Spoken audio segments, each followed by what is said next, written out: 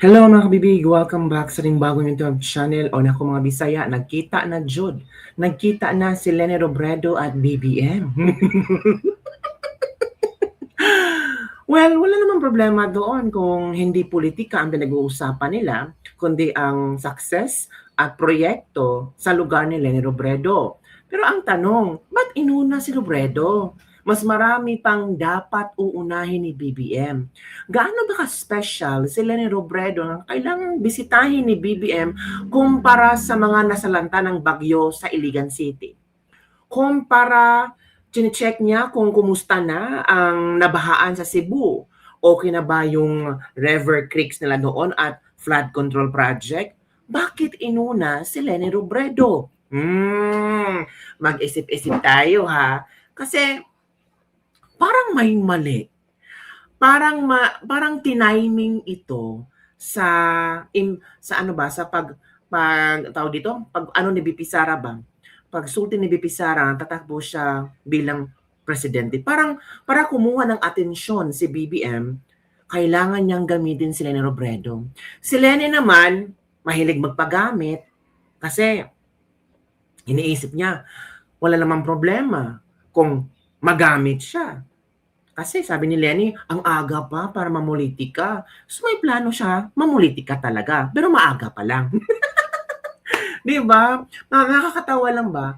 Madaming nasalanta ng bagyo sa Iligan, hinahanap ang iba na kung nasaan ang gobyerno, pero hindi napunta si BBM. Pero kay Leni na programa, linisin ng creek and so on and so forth, ayusin, nagpunta. Diba? Distinguished guest si BBM. The same time, ito na nga ang sinasabi nilang the Kain Suka of the year. Ganun talaga. Oo. Kailangan talaga magpa-feeling inosente. Kailangan talaga sabihin sa tao na, oh, this is all for work, not for politics. Pero, ang storya behind, ay meron na yan. Huwag nyo kaming uto-utuin. Kasi nabudol na kami ng ilang beses ni BBM. ba? Diba?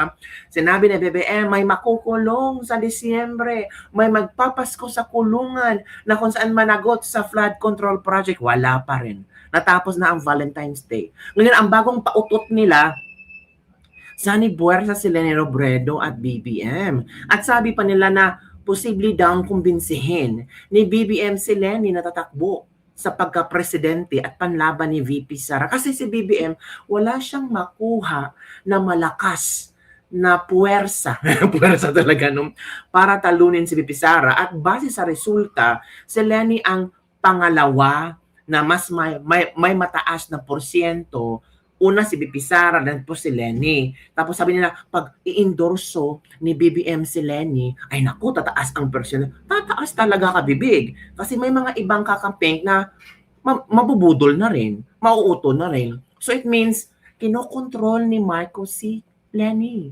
Pinasasayaw sa kanyang pala. Sayaw Leni, la la la la la. Ganon kapag nangyari kabibig, oo. We don't know, baka, so ito kabibig ha, alam nyo ba, kung tawang-tawa, kinilig ang mga Unipink, kinilig ang mga kakamping kasi for the first time daw, there is unity. So, ito pala ang totoong uniteam, Leni and BBM. Nagbabangayan noong una, pero itinadhana. Nakakatawa talaga. Oh, sabi ng iba, nagsama ang puro lutang, may bangang at lutang, join forces. Ayun, dito. Oh, ito daw kabibig, oh. O yan. Serbisyo muna bago politika. Bakit? Sino ba nagsabing politika to?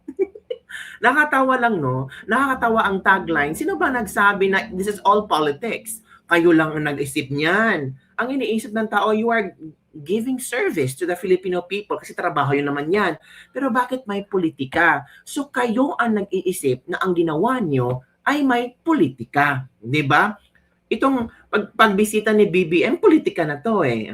The most political thing we did today, I wore my pink socks in honor of Mayor Leni. So kailangan ba talagang in honor? Paano po mag-diet? Bayang Magiliw, handa awit. Madam Lenny, number 1, sinungaling siya.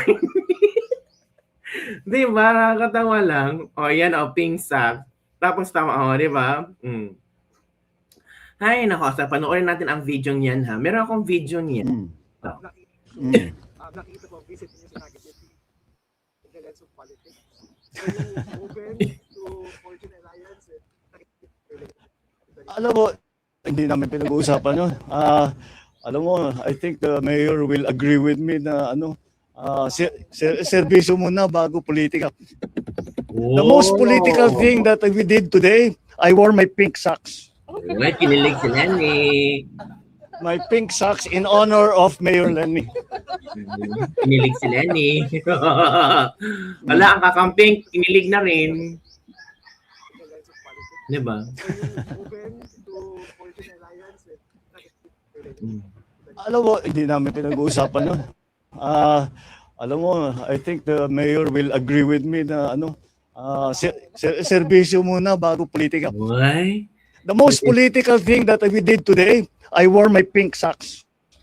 Politika talagang nagpunta ka dyan.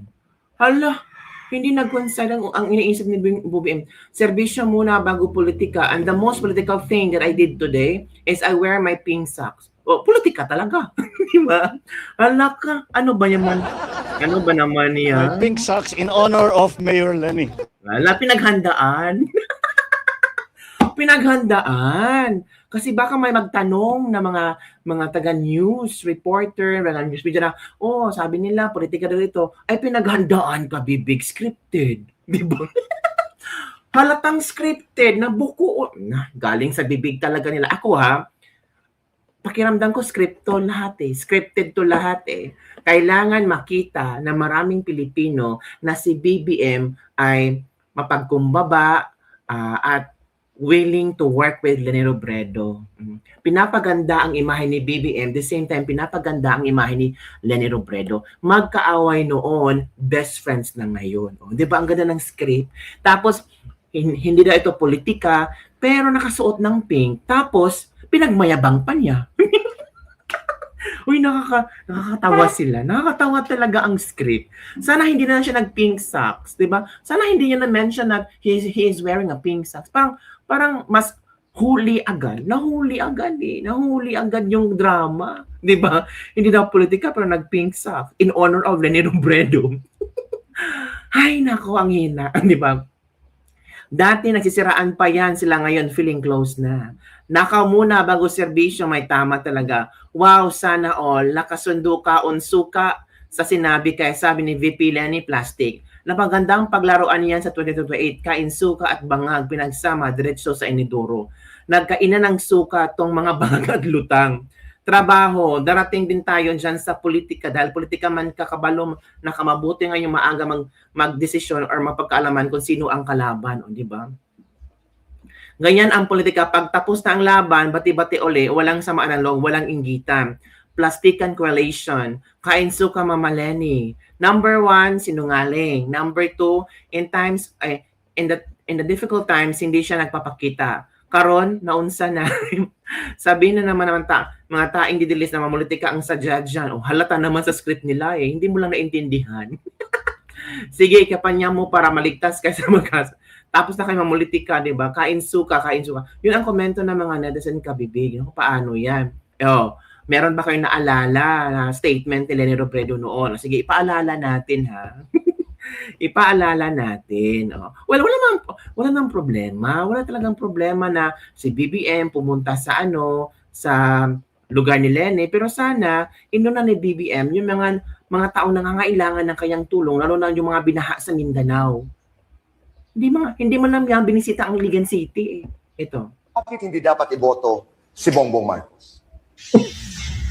Number 1, sinungaling. Pangalawa, in the difficult moments, hindi siya nagpapakita. Bakit hindi? Hala. So si Leni Robredo hindi niniwala na serbisyo ang binunta ni BBM doon, kundi politika. Hala ka, kabibig. Paano yan, Lenny? Madam Lenny? Para yatang na-shoot ka sa banga. Hala ka. So ano pa mga komento ng ating mga netizen? Ito, kakamping surrender. The historic Kain Suka moment. The design is very Kain Suka.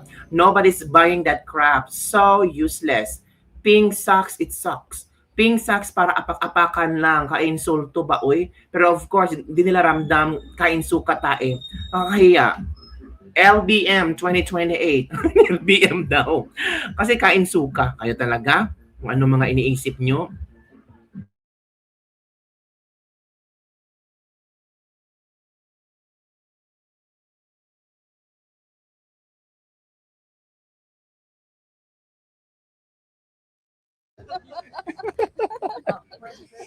Sabi ko kasi, Mm. nakikita ko ang visit niyo sa Naga City in the lens of politics. Are you open to forging an alliance with Naga City?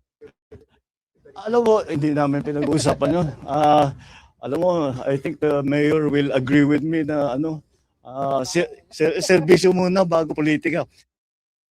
The most political thing that we did today, I wore my pink socks. My pink socks in honor of Mayor Lenny. Sabi ko kasi, Mm. nakikita ko ang visit niyo sa Naga City. So yun kami, Big. Bahala na kayo dyan. Goodbye. Bye everyone. See you next time.